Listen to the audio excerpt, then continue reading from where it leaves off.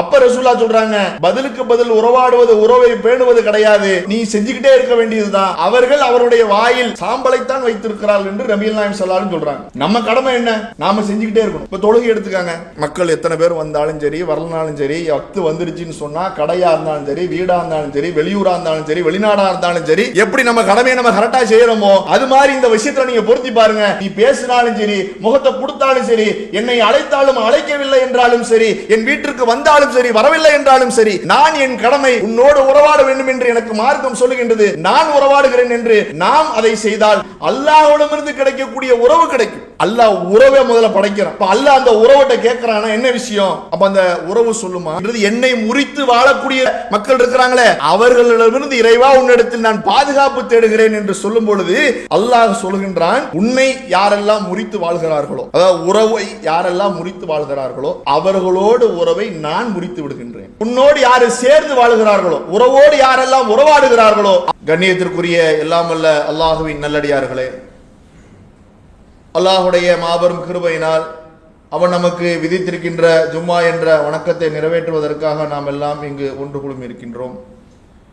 இந்த வேளையில் அகில உலகங்களையும் படைத்து காத்து கொண்டிருக்கக்கூடிய ஏக இறைவனை போற்றி புகழ்ந்தவனாகவும் அவனுடைய அன்பும் அருளும் வற்றாபெரும் கருணையும் எம்பெருமானார் நபிகள் நாயகம் ஸல்லல்லாஹு அலைஹி வஸல்லம் அவர்கள் மீதும் அவர்களின் குடும்பத்தார் மீதும் அவர்கள் வழி நடந்த உத்தம சத்திய சஹாபாக்கள் மீதும் இங்கு அமர்ந்திருக்கக்கூடிய நாம் ஒவ்வொருவர் மீதும் என்றென்றும் நின்று நிகழட்டுமாக என்று பிரார்த்தித்தவனாக எனது இந்த ஜும்மா உரை ஆரம்பம் செய்கின்றேன். கண்ணியத்திற்குரிய எல்லாம் வல்ல அல்லாஹுவின் நல்லடியார்களே,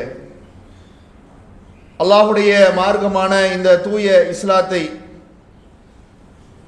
பின்பற்றக்கூடிய நமக்கு அல்லாஹும் அல்லாஹுடைய தூதரும் சில காரியங்களை அல்லது சில சொற்களை திரும்ப திரும்ப நினைவூட்டக்கூடியவர்களாகவும் அல்லது நம்பிக்கை கொண்டவர்களாகிய நாம் அதை திரும்ப திரும்ப மொழியக்கூடியவர்களாகவும் செய்யக்கூடியவர்களாகவும் சிலவற்றை நமக்கு இஸ்லாம் ஆக்கி வைத்திருக்கின்றது. உதாரணத்திற்கு, இறைவன் நமக்கு கடமையாக இருக்கக்கூடிய தொழுகை எடுத்துக்கொண்டோம் என்று சொன்னால் ஒவ்வொரு நாளும் 5 நேர தொழுகையை தினம்தோறும் நாம் அதை செய்து கொண்டே இருக்க வேண்டும். அதுபோன்று நாம் சொல்லக்கூடிய வாசகங்கள் என்று நாம் எடுத்துக்கொண்டோமே ஆனால் சூரத்துல் ஃபாத்திஹாவை ஒவ்வொரு நாளும் கடமையான தொழுகையில் 17 முறை அந்த சூரத்துல் ஃபாத்திஹாவை நாம் ஓதக்கூடிய ஒரு அம்சத்தை நமக்கு இஸ்லாம் ஏற்படுத்தி வைத்திருக்கின்றது. அதே மாதிரி நாம் அல்லாஹுடைய வேத வரிகளை வாசிக்கும் பொழுது சில வார்த்தைகளை அல்லாஹ் தொடர்ச்சியாக மீண்டும் மீண்டும் மீண்டும் மீண்டும் நமக்கு சொல்லுகின்றான். அகிமுஸ் ஸலா வாத்து ஸகா, தொழுகை நிலைநாட்டுங்கள், ஜகாத்தை கொடுத்து வாருங்கள் என்ற வார்த்தையாக இருக்கலாம். அல்லது ஒரு சட்டம் குறித்து ஒரு உபதேசம் குறித்து நமக்கு சொல்லும் பொழுது நம்மை அழைக்கக்கூடிய அந்த வார்த்தை பிரயோகமாக இருக்கலாம். யா அய்யுஹல்லதீன ஆமனு, விசுவாசம் கொண்ட அடியார்களே என்று அல்லாஹ் ரப்பல் ஆலமீன் நம்மை நோக்கி அழைக்கின்றான். இதுவெல்லாம் நாம் வாசிக்கின்ற, கேட்கின்ற அல்லது செய்கின்ற, சொல்லுகின்ற வார்த்தையாக அதை கடந்து விடாமல் அதிலே ஏதோ ஒன்றை நாம் அதை கவனிக்க வேண்டும் என்பதற்காக தான் திரும்ப திரும்ப திரும்ப திரும்ப நம்மை அதை சொல்லுகிறான் அல்லது கேட்க செய்கின்றான். அதுபோன்ற ஒரு அம்சம் ஒவ்வொரு உரையினுடைய துவக்கத்தில் நபிகள் நாயகம் ஸல்லல்லாஹு அலைஹி வஸல்லம் அவர்கள் ஓதி காட்டிய 3 வசனங்கள் எல்லா குத்பாக்களிலும் ஜும்மாவுடைய உரைகளிலும் இன்ன பிற உரைகளுடைய துவக்கத்திலும் அந்த வசனங்கள் சொல்லப்படாமல் அந்த உரைகள் துவங்குவதில்லை. அதிலே ஒரு வசனம் சூரத்து நிசாவுடைய முதல் வசனம், யா அய்யுஹன் நாஸ், மனிதர்களே, இத்தகு ரப்பக்கும் அல்லதி ஹலகக்கும் மின் நஃப்ஸின் வாஹிதா, உங்களை ஒரே ஒரு ஆத்மாவிலிருந்து படைத்தானே அந்த இறைவனை நீங்கள் பயந்து கொள்ளுங்கள். அவரிலிருந்து அவருடைய துணையை படைத்தான், அதற்கு பின்னால் ஆண்களையும் பெண்களையும் பல்கி பெருக செய்தான் என்ற வரக்கூடிய அந்த வசனம். இந்த வசனத்தில் நிறைய செய்திகளை நமக்கு நினைவூட்டக்கூடிய ஒன்றாக அல்லாஹ் ரப்புல் ஆலமீன் நமக்கு இந்த வசனத்தில் வைத்திருந்தாலும், அல்லாஹ்வை பயப்பட வேண்டும் என்பது, உலகத்தில் இருக்கக்கூடிய அனைத்து மனிதர்களும் ஒரே ஒருவரிலிருந்து தான் வந்திருக்கிறார் என்ற அந்த உண்மையை விளங்குவதும், அதுபோன்ற இன்னொரு அம்சத்தையும் அல்லாஹ் ரப்புல் ஆலமீன் இந்த வசனத்தில் நமக்கு சொல்லி காட்டுகின்றான். இதுவெல்லாம் நான் ஏன் சொல்கிறேன் என்று சொன்னால், திரும்ப திரும்ப நினைவுபடுத்தக்கூடிய ஒரு வசனத்தில் நாம் கவனமற்று இருக்கக்கூடிய சமுதாயமாக இருந்துவிடக் கூடாது என்பதற்காக இந்த செய்திகள் எல்லாம் உங்களுக்கு முன்னுரையாக சொல்லுகின்றேன். அந்த சூரத்து நிசாவுடைய முதல் வசனத்தினுடைய இறுதி பகுதி, ஒத்தகுல்லாஹ் அல்லதி தஸாலுன பிஹி வல் அர்ஹாம் இன்னல்லாஹ கான அலைக்கும் ரகீபா. உறவை முறித்து வாழக்கூடிய விஷயத்தில் நீங்கள் அல்லாஹ்வை அஞ்சிக் கொள்ளுங்கள், உறவுகளுடைய விஷயத்தில் நீங்கள் அல்லாஹ்வை பயந்து கொள்ளுங்கள் என்ற அந்த வாசகம் அந்த வசனத்தினுடைய இறுதியில் இடம்பெறுகின்றது. இப்போ உறவுகள் என்று சொன்னால் இந்த உலகத்தில் ஒரு மனிதன் பிறந்து விடுவானேயானால் அவன் கண்டிப்பாக ஏதாவது ஒரு உறவோடு தான் அவன் பின்னி பிணையப்பட்டிருப்பான். ஒருவேளை அவனுடைய சிறு பிராயத்தில் அவனுடைய பெற்றோர்கள் இறந்து விட்டார்கள் என்று சொன்னாலும் அவனை அரவணைப்பதற்கு ஆதரிப்பதற்கு எந்த ஒரு உறவும் இல்லை என்று இருந்தாலும் கூட அவன் இளமை பருவத்தை அடையும் பொழுது திருமணம் என்ற ஒரு பந்தத்தின் மூலமாக ஒரு உறவை அவனோடு இணைத்துக் கொள்கின்றான். அதன் மூலமாக அந்த மனைவியினுடைய உறவுகள், அவன் பெற்றெடுக்கக்கூடிய பிள்ளைகள், அவர்கள் பெற்றெடுக்கக்கூடிய பிள்ளைகள் என்று ஒரு உறவு என்ற அந்த பாலத்தில் எந்த ஒரு மனிதனும் பயணிக்காத அளவிற்கு இறைவன் நமக்கு ஆக்கி இருக்கின்றான். அப்படி ஆக்கி இருக்கக்கூடிய இந்த உறவுகளுடைய விஷயத்தில் நாம் எப்படியெல்லாம் நடந்து கொள்கின்றோம், உறவுகளுடைய விஷயத்தில் நாம் சரியான முறையில் தான் அல்லாஹ்வை பயந்து தான் நம்முடைய உறவுகளோடு நாம் உறவாடி கொண்டிருக்கிறோமா என்பதையெல்லாம் நாம் சிந்தித்து பார்க்க கடமைப்பட்டிருக்கின்றோம். இன்னைக்கு உறவுகள் எல்லாம் எப்படி உறவாடப்படுகின்றது என்று சொன்னால், அல்லாஹ் ரப்புல் ஆலமீன் எல்லா மனிதர்களையும் ஒரே நிலையில் படைக்கவில்லை. சிலரை கல்வியில் உயர்ந்தவர்களாகவும் பொருளாதாரத்தில் உயர்ந்தவர்களாகவும் அவருடைய தொழில் துறைகள் எல்லாம் மேம்பட்டதாகவும் சிலரை ஆக்கியிருக்கின்றான். அவர்களுடைய உறவுகளில் சிலரை பொருளாதாரத்தில் குறைத்தவர்களாகவும் சமூகத்தில் ஒரு அந்தஸ்து இல்லாதவர்களாகவும் படிப்பில் குறைவு பொருளாதாரத்தில் குறைவு என்ற நிலையிலும் சில உறவுகளை அல்லாஹ் ரப்புல் ஆலமீன் அமைத்துத்தான் இருக்கின்றான். ஆனால் நம்முடைய உறவாடக்கூடிய முறை எப்படி தெரியுமா இருக்கின்றது? நம்முடைய ஸ்டேட்டஸுக்கு யாரெல்லாம் நம்முடைய உறவுகளாக இருக்கிறார்களோ அவர்களோடு சகஜமாக உறவாடுவோம். அந்த உறவாடுதல் எப்படி இருக்கும்னு சொன்னா அந்யோன்யமாக இருக்கும். அந்யோன்யம் என்ன தெரியுமா? அவர் ஒன்று கொடுத்தாரா நம்ம ஒன்று கொடுப்போம், அவர் ஒன்று செஞ்சார்னா நம்ம ஒன்று செய்வோம். லாப நோக்கத்தில் இல்லை, பரஸ்பரமாக நாம் பகிர்ந்து கொள்வோம், பேசிக்கொள்வோம். ஆனால் பொருளாதாரத்தில் உயர்ந்திருக்கக்கூடியவர் பொருளாதாரத்தில் கீழ் இருக்கக்கூடிய அவருடைய உறவோடு உறவாடக்கூடிய முறையை சற்று கண் முன்னால் கொண்டு வந்து பாருங்கள், சிந்தித்து பாருங்கள். அந்த பொருளாதாரத்தில் உயர்ந்த நிலையில் இருக்கக்கூடியவருடைய தேவையை, அவருடைய வீட்டினுடைய வேலையை, அவர்களுக்கு தேவையான எதையாவது ஒரு உதவியை வேலையை செய்யக்கூடிய இடத்துல பொருளாதாரத்தில் கீழே இருக்கக்கூடிய உறவுகள் இடத்துல எதிர்பார்ப்பாங்க. வேற ஆள்கிட்ட கொண்டு போய் கொடுத்து வேலையை செய்வதை விட இவரை கூப்பிட்டு நம்ம செய்வோம். இந்த உறவாடல் முறை தான் இருக்குமே தவிர ரொம்ப சகஜமாக அந்த உயர்ந்த நிலையில் இருக்கக்கூடியவர் பொருளாதாரத்தில் பின்தங்கியவருடைய வீட்டுக்கு சென்று அவரோடு அந்யோன்யமாக பழகக்கூடிய அல்லது அவரை நம் வீட்டுக்கு அழைத்து எந்த விதமான ஃபங்க்ஷனும் இல்லாத நேரத்தில் நம்ம மக்கள்கிட்ட ஒரு பழக்கம் இருக்குது. கல்யாணம் அப்படின்னு வந்துட்டோம்னு சொன்னா ஊர்ல எங்கெல்லாம் எவ்வளவு தூரத்தில் இருந்தாலும் எல்லா உறவுகளையும் நான் பேண போகிறேன் என்று வண்டி கட்டிட்டு போய் எல்லாத்தையும் நம்ம கூப்பிட்டு வந்துட்டு இருக்கிறோம். உறவை பேணுவது என்பது ஏதோ திருமணத்தில் கூப்பிட்டு நாம கண்ணியப்படுத்துறோமே அதுவல்ல. உறவாடக்கூடிய முறை என்றால் ஒரு நம்மளுடைய உறவுக்காரன் ஒரு தேவையில் இருக்கிறான், ஒரு கஷ்டத்தில் இருக்கிறான், ஒரு ஆலோசனை வேண்டும் என்று கூட இருக்கலாம். அவனுடைய பிள்ளைகளை சரியான முறையில் வளர்க்க தெரியாத ஒரு அது அறிவு குறைவு உடையவராக கூட இருக்கலாம், பொருளாதாரத்தில் பின்தங்கிய நிலையில கூட இருக்கலாம், அவனுடைய வீட்டில் பல கஷ்டங்கள் பல பிரச்சனைகளுக்குள்ள உள்ளாக்கப்பட்டிருக்கலாம். அதை தெரிந்த கையாள தெரிந்த அதற்கு பக்குவம் அடைந்த நாம் அதை கண்டறிந்து அவர்களுக்கு உதவக்கூடிய ஒன்றும் நமக்கு இருக்கின்றது. இன்னும் சொல்வதாக இருந்தால் இஸ்லாமிய பார்வையில் ஒரு மூமின் அப்படி இருந்தாலும் கூட சென்று உதவ வேண்டும் என்று நமக்கு மார்க்கம் சொல்லுகின்றது. ஆனா நம்முடைய உறவுகளுடைய விஷயத்தில் அப்படித்தான் இருக்கிறோமா? அதே மாதிரி பதிலுக்கு பதில் உறவாடுவது, அந்த உறவாடக்கூடிய முறைகள்ல கணவன் மனைவி எடுத்துக்கிட்டீங்கன்னா அங்க எப்படி தருமா இருக்கும்? அந்த ஆண் கணவன் என்ன செய்வார்னா அவருடைய சொந்தக்காரங்களா போய் பார்த்துட்டு வருவார். அப்ப என்ன ஆகும்? மனைவிக்கு நீங்க உங்க சொந்தத்துக்கு போறீங்களா, நான் வரமாட்டேன், அப்ப நான் என் சொந்தத்துக்காக போறேன். உறவு என்று சொன்னால் என்னோடு என் தாயோடு என் தந்தையோடு யாரெல்லாம் இருக்கிறாரோ அவர்கள் தான் உறவுகள் என்று அந்த வட்டத்தை கொஞ்சம் ஒரு பக்கமா சாட்சிக்கிறாங்க. இப்படி சில இடங்கள்ல நடக்குது. இப்ப இருக்கக்கூடிய நவீன காலங்களில் நம்முடைய பிள்ளைகளுக்கு உறவுகள் குறித்தே சொல்வதில்லை. உறவுன்னா நீங்க நினைச்சிடக்கூடாது 4ஆம் கட்ட 5ஆம் கட்ட உறவுகள்லாம் இல்ல. என் சகோதரனின் மகனும் என் மகனும் ரொம்ப டிஸ்டன்ஸ்ல இருக்கிறாங்க, யாருன்னே தெரியாம இருக்கிறாங்க, ரொம்ப அக்கேஷனலா சந்திக்கிற மாதிரியான சூழல்லாம் நாம் வாழக்கூடிய காலகட்டத்தில் இருக்குது. இந்த உறவுகள் குறித்து இஸ்லாம் எந்த அளவிற்கு அடிப்படையான விஷயங்களிலே சொல்கின்றது என்று சொன்னால், நபிகள் நாயகம் ஸல்லல்லாஹு அலைஹி வஸல்லம் அவருடைய வாழ்க்கை எடுத்துக்கொள்வோம். நமக்கு அவங்க தானே ரோல் மாடல். அல்லாஹ் குர்ஆன்ல அப்படித்தானே சொல்ற, அழகிய முன்மாதிரி இந்த தூதரிடத்தில் இருக்குன்னு. அவருடைய வாழ்க்கை நாம எடுத்துக்கொண்டோம் என்று சொன்னால், சில பகுதிகளாக பிரித்தோம் என்று சொன்னால், எல்லா பகுதிகளிலும் நபிகள் நாயகம் ஸல்லல்லாஹு அலைஹி வஸல்லம் அவர்கள் அந்த உறவுகள் விஷயத்தில் அவர்களும் சரி, மக்களுக்கு சொன்னதிலும் சரி, இந்த உறவுகளுடைய விஷயத்தில் பேணி நடந்து கொள்ள வேண்டும் என்பதை சொல்லாமல் இல்லை. நபிகள் நாயகம் ஸல்லல்லாஹு அலைஹி வஸல்லம் உடைய ஆரம்ப நிகழ்வு, அவர்களை அல்லாஹ் தூதராக தேர்வு செய்யக்கூடிய அந்த தருணம். அப்பதான் இவர் தூதர், இந்த உம்மத்திற்கான நபி என்று நியமிக்கப்படக்கூடிய அந்த சம்பவம். அதெல்லாம் உங்களுக்கு வரலாறு தெரியும். ஹிரா குகையில் இருக்கிறாங்க, வகி செய்தி வருது, வசனங்கள் அருளப்படுகின்றது. அதை கேட்டு பயந்தவர்களாக நடுங்கியவர்களாக வீட்டுக்கு வர்றாங்க. வீட்டுக்கு வந்து மனைவி அன்னை ஹதீஜா ரலியல்லாஹு அன்ஹா அவரிடத்துல பதட்டப்பட்டவர்களாக அவர்கள் சொல்கிறார்கள், மனைவி ஆசுவாசப்படுத்துகிறார்கள். அப்பொழுது அன்னை ஹதீஜா ரலியல்லாஹு அன்ஹா அவர்கள் சொன்ன செய்தி என்ன? நீங்க பயப்படலாம் வேண்டாம், பதட்டம் அடையாதீங்க. வல்லாஹி, அல்லாஹ்வின் மீது ஆணையாக, அல்லாஹ் உங்களை ஒருபோதும் கைவிட மாட்டான். ஏன் தெரியுமா? ஏன்னு சொன்னா, இன்னக லதஸிலுர் ரஹீம், நீங்கள் உறவுகளோடு சேர்ந்த ஒரு வாழ்க்கையை வாழுகிறீர்கள். உங்க உறவுகள் யார் யாரெல்லாம் இருக்கிறீங்களோ அவர்களோடு நீங்கள் உறவாடி கொண்டிருக்கிறீர்கள். அதனால அல்லாஹ் உங்களை கைவிட மாட்டான்.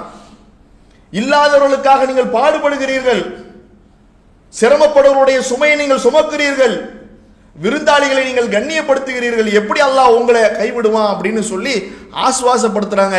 அப்ப நபிகள் நாயகம் ஸல்லல்லாஹு அலைஹி வஸல்லம் அவர்கள் தூதராக நியமிப்பதற்கு முன்னதாகவே உறவுகளோடு சேர்ந்து வாழக்கூடிய ஒரு வாழ்க்கையை வாழ்ந்திருக்கிறார்கள். அது அல்லாஹ்விடம் இருந்து நேசத்தை பெறக்கூடிய ஒரு செயல் என்பதை இந்த ஹதீஸிலிருந்து நம்மால் பாடம் பெற முடியும். சரி, ரசூலுல்லாஹ் தூதராக நியமிக்கப்பட்டுட்டாங்க. அவங்க மக்காவில் இருக்கக்கூடிய நேரத்தில் சில சகாபாக்கள், அவங்கள ஏற்றுக்கொண்ட சகாபாக்கள்லாம் இருக்கிறாங்க. இப்போ இதெல்லாம் கேள்விப்பட்ட பக்கத்து ஊரில் ஒருத்தர் மக்களை நினைச்சு ரொம்ப கவலைப்படுறார். மக்கள் இப்படி சிலை வணக்கங்களையும் அறியாமை காலத்தில் ரொம்ப மூழ்கி இருக்கிறாங்களே அப்படின்னு ரொம்ப கவலைப்பட்டு இருக்கக்கூடிய நேரத்துல தான் மக்களை இப்படி ஒருத்தர் வந்திருக்கிறாரு, புது செய்திகளோட ஒருத்தர் வந்திருக்கிறாரு அப்படின்னு கேள்விப்பட்டு மக்கா அவருக்கு வர்றாங்க.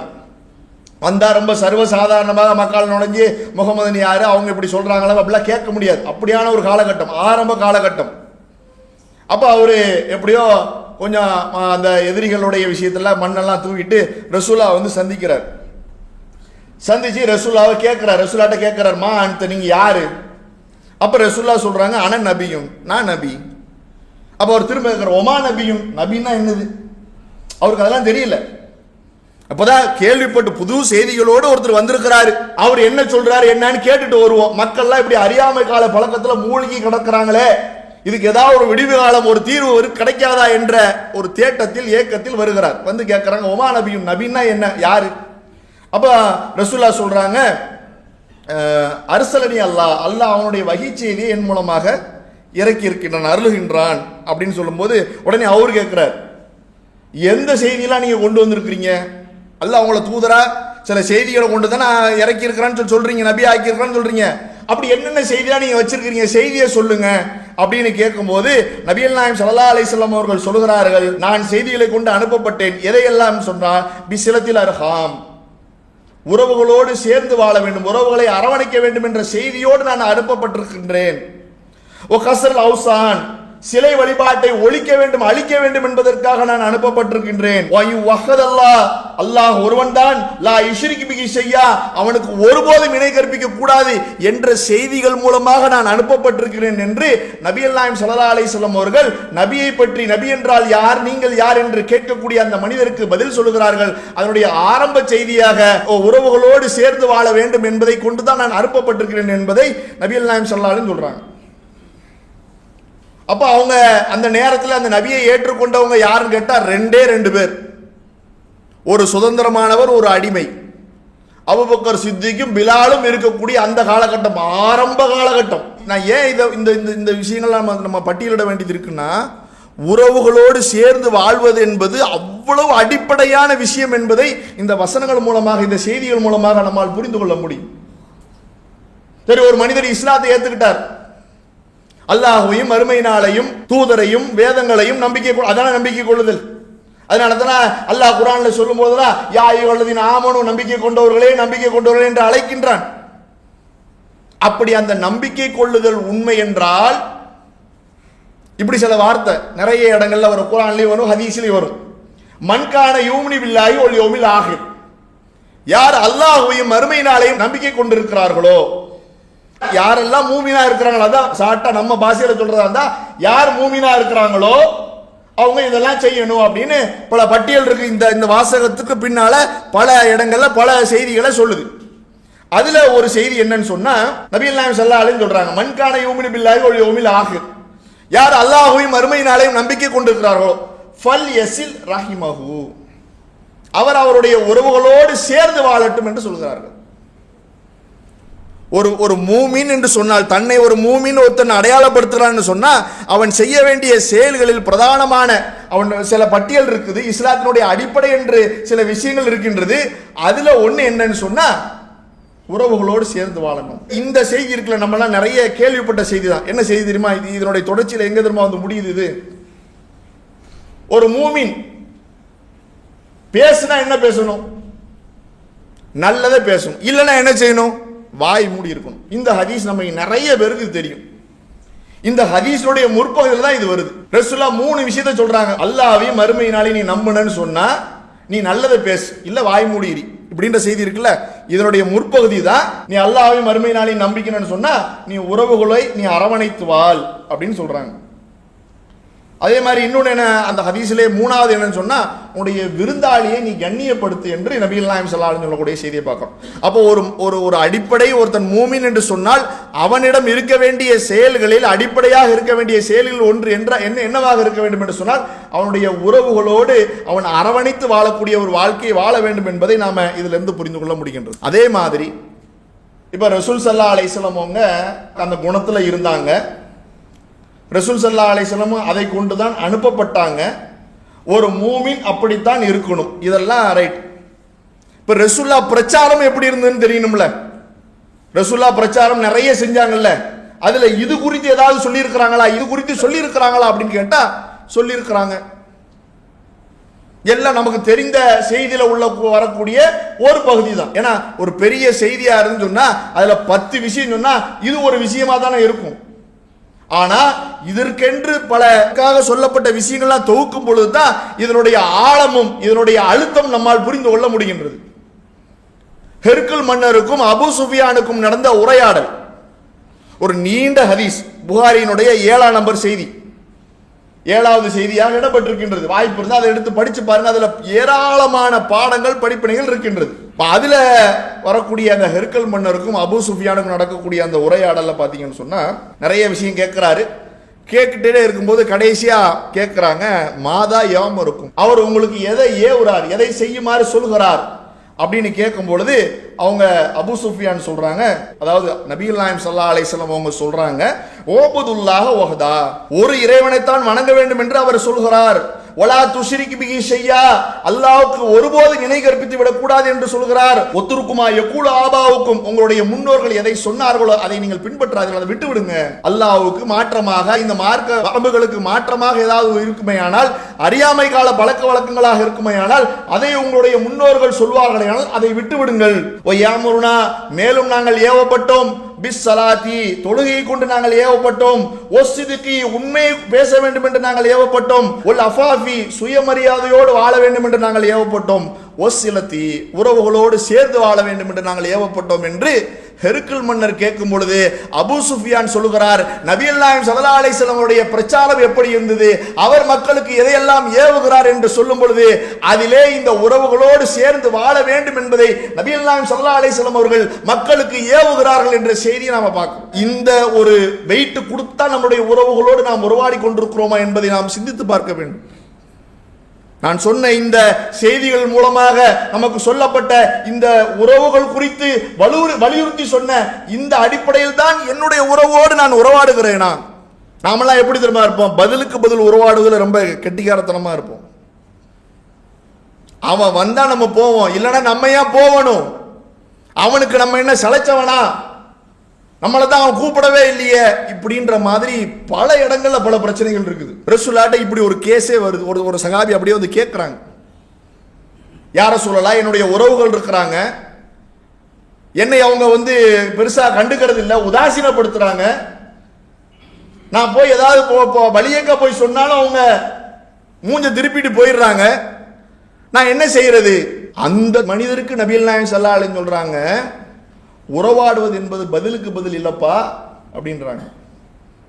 அவரு கரெக்டா தான் போய் உறவாடுறார். மறுத்தாலும் புறக்கணித்தாலும் நான் என் உறவோடு உறவாட வேண்டும் என்பதற்காக நான் வழியே செல்கிறேன், ஆனால் அவர்கள் திரும்பி செல்கிறார்கள், நான் என்ன செய்வது? அப்ப ரசூலுல்லாஹ் சொல்றாங்க, பதிலுக்கு பதில் உறவாடுவது உறவை பேணுவது கிடையாது, நீ செஞ்சுக்கிட்டே இருக்க வேண்டியதுதான். அவர்கள் அவருடைய வாயில் சாம்பலைத்தான் வைத்திருக்கிறார்கள் என்று நபிகள் நாயகம் ஸல்லல்லாஹு அலைஹி சொல்றாங்க. நம்ம கடமை என்ன? நாம செஞ்சுக்கிட்டே இருக்கணும். இப்ப தொழுகை எடுத்துக்காங்க, நம்ம தொழுதுகிட்டே இருக்கணும். மக்கள் எத்தனை பேர் வந்தாலும் சரி, வரலனாலும் சரி, வக்து வந்துருச்சுன்னு சொன்னா கடையா இருந்தாலும் சரி, வீடா இருந்தாலும் சரி, வெளியூரா இருந்தாலும் சரி, வெளிநாடா இருந்தாலும் சரி, எப்படி நம்ம கடமையை நம்ம கரெக்டா செய்யறோமோ அது மாதிரி இந்த விஷயத்துல நீங்க பொருத்தி பாருங்க. நீ பேசினாலும் சரி, முகத்தை கொடுத்தாலும் சரி, என்னை அழைத்தாலும் அழைக்கவில்லை என்றாலும் சரி, என் வீட்டிற்கு வந்தாலும் சரி, வரவில்லை என்றாலும் சரி, நான் என் கடமை உன்னோடு உறவாட வேண்டும் என்று எனக்கு மார்க்கம் சொல்லுகின்றது, நான் உறவாடுகிறேன் என்று நாம் அதை செய்தால் அல்லாஹ்விடமிருந்து உறவு கிடைக்கும். அல்லாஹ் உறவை முதல்ல படைக்கிறான். அப்ப அல்லாஹ் அந்த உறவட்ட கேட்கிறானா என்ன விஷயம்? அப்ப அந்த உறவு சொல்லுமா, என்னை முறித்து வாழ்றாங்கல்ல, அது குறித்து இறைவா நான் உன்னிடத்தில் பாதுகாப்பு தேடுகிறேன். உறவு என்ற அந்த ஒன்று அல்லாஹ்விடம் கேட்கின்றது. என்னை முறித்து வாழக்கூடிய மக்கள் இருக்கிறாங்களே, அவர்களிடமிருந்து இறைவா உன்னிடத்தில் நான் பாதுகாப்பு தேடுகிறேன் என்று சொல்லும் பொழுது அல்லாஹ் சொல்கின்றான், உன்னை யாரெல்லாம் முறித்து வாழ்கிறார்களோ, அதாவது உறவை யாரெல்லாம் முறித்து வாழ்கிறார்களோ அவர்களோடு உறவை நான் முறித்து விடுகின்றேன். உன்னோடு யாரு சேர்ந்து வாழ்கிறார்களோ, உறவோடு யாரெல்லாம் உறவாடுகிறார்களோ அவர்களோடு தான் என்னுடைய உறவு இருக்கும் என்று அல்லாஹ் சொல்கிறான். சொல்வதாக நபிகள் நாயகம் ஸல்லல்லாஹு அலைஹி சொல்றாங்க. இப்ப இந்த கேள்வி வைப்போமே, அல்லாஹ் என்னோடு உறவாட வேண்டுமா வேண்டாமா அப்படின்னு நம்ம கேள்வி கேட்டா நம்ம என்ன பதில் சொல்லுவோம்? அல்லாஹ்வுடைய அருளும் இரக்கமும் கருணையும் இருந்தால் மட்டும்தான் நாம் ஈடேற்றம் பெற முடியும். அதுல ரொம்ப தெளிவா நம்ம இருக்கிறோம். அல்லாஹ் கண்டுக்கிறாம விட வேண்டாம், தண்டனைக்குரிய ஒரு வேலையை நமக்கு கிடைக்கிறது இல்லை, நம்ம பாதுகாப்பு பெறணும்னா அல்லாஹ்க்கு எனக்கு ஏதாவது ஒரு ரிலேஷன்ஷிப் இருக்கணும். அதைத்தானங்க 17 முறை நம்ம சொல்றோம், இய்யாக நஅபுது வ இய்யாக நஸ்தஈன், இறைவா உன்னையே வணங்குகிறேன், உன்னிடமே உதவி தேடுகிறேன், நான் அடிமை, நீ தரக்கூடியவன் எஜமான், தா அல்லாஹ் அப்படின்னு நம்ம கேட்கிறோம்ல. அல்லாஹ்வுடைய உறவு வேண்டும் என்று சொன்னால் நம்முடைய உறவுகளோடு நாம் சேர்ந்து வாழ வேண்டும் என்பது நமக்கு இந்த செய்திகளிலிருந்து நமக்கு தெரிய வருகின்றது. மேலும் அல்லாஹ் ரப்பல் ஆலமீன் இது குறித்து ஒரு எச்சரிக்கையும் செய்கின்றான். ஃபஹல் அஸைத்தும் வ இன் தவல்லைத்தும் அன் துஃப்ஸிது ஃபில் அர்ல், இந்த பூமியில் இதை மறுத்து இந்த பூமியில் யாராவது குழப்பம் விளைவிக்க முயல்வார்களே ஆனால் ஒத்து கத்தியோ அருகாமக்கும், அவருடைய உறவுகளோடு துண்டித்து வாழ வேண்டும் என்று ஆசைப்படுவார்களோ அவர்களை அல்லாஹ் சபித்து விட்டான், அவர்களை குருடனாக்கி விட்டான், செவிடனாக்கி விட்டான் என்று அல்லாஹ் தன்னுடைய திருமறையில் கடுமையான முறையில் ஒரு எச்சரிக்கையை செய்கின்றான். என் உறவோடு நான் உறவை துண்டித்து விட்டேன் என்று சொன்னால் அல்லாஹ் காப்பாற்ற வேண்டும். அப்படிப்பட்டவனை அல்லாஹ்வுடைய சாபத்திற்குரியவனாக இருக்கிறான் என்பதை அல்லாஹ் தெளிவுபடுத்துகின்றான். அவன் கண்ணிருந்தும் குருடனாக, காதிருந்தும் செவிடனாக, வாயிருந்தும் ஊமையாக அல்லாஹ் ஆக்கிவிட்டான் என்று அல்லாஹ் இந்த வசனத்தின் மூலமாக நமக்கு எச்சரிக்கை செய்கின்றான் என்று சொன்னால், இந்த உறவுகளுடைய விஷயத்தில் ரொம்ப பேணுதலாக கூடுதல் கவனம் எடுத்து அந்த உறவுகளோடு யாராக இருந்தாலும் சரி, அது 2ஆம் கட்ட 3ஆம் கட்ட 4ஆம் கட்ட கடைகோடியில் இருக்கக்கூடிய என்னுடைய உறவாக இருந்தாலும் சரி, அவர் என்னுடைய உறவு என்று சொன்னால் அவரோடு உறவாடுவதற்கு எந்த விதமான தடையும் இல்லாமல், எந்த விதமான நிபந்தனையும் இல்லாமல், எந்த விதமான எதிர்பார்ப்பும் இல்லாமல் அல்லாஹ்வுடைய உறவை மட்டுமே எதிர்பார்ப்பாக வைத்து அவர்களோடு உறவாடக்கூடியவர்களாக நாம் இருக்க வேண்டும். அப்படிப்பட்ட பாக்கியத்தை அல்லாஹ் ரப்பல் ஆலமீன் நம் அனைவருக்கும் தந்தருள புரிய வேண்டும் என்று கேட்டுக்கொண்டு என்னுடைய உரையை நிறைவு செய்கிறேன். அஸ்ஸலாமு அலைக்கும் வரஹ்மத்துல்லாஹி வபரகாத்துஹு. அல்லாஹு அக்பர், அல்லாஹு அக்பர்.